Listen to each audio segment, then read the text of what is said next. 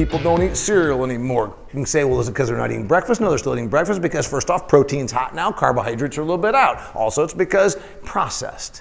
So Eggos are processed. Pop-Tarts are basically, their half-life is like 427 years. If North Korea pushes the button, stock up on Pop-Tarts. People are getting away from processed foods. You can say, well, who? Affluent consumers? But America has a lot of affluent consumers. We're getting away from Pop-Tarts, Eggos, and Frosted Flakes. So what do they got to do? Well, a few years ago, they bought Kashi. Is it Kashi? Kashi? I don't eat such things. I don't eat crap like that.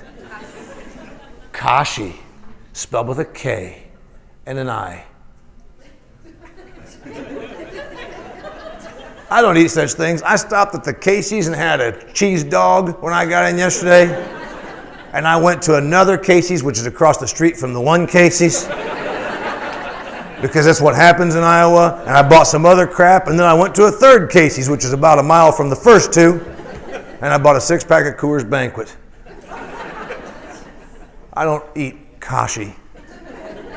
But America does. And you know what? Kellogg's bought them. The problem is Kashi has lost market share since Kellogg's bought them. Why? Because the American consumer that wants natural, that wants not processed, wants it to come from Kashi, not from Kellogg's. Kellogg's just this week gave $600 million for a company called RX Bar. It's actually a Chicago bar company that makes a brand called RX Bar that guarantees you no more than 6 ingredients in a protein bar. It's natural. It's natural. It's natural to eat something that's compressed and made out of molasses and corn and thrown into an aluminum foil package. Go to A&W and get you a chili cheese dog. The point is, this is why I'm saying to you, Kellogg's might have lost their entrepreneurial footing. In 1906, when Mr. Kellogg started the company, they're pretty revolutionary, weren't they? They took 10 cents of corn and flaked it and put it into a box with some sugar and threw a tiger on the front of it, and by God, you gave $3 for that box. Pretty revolutionary.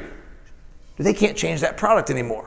This is what happens to companies when they get too complacent, too big, too known for what they do. They can't change their products. So all they can do is buy their way into reinvention. You understand where we're going with this? Number one option you want to reinvent is change your product. It is not easy because you are always known for what you do.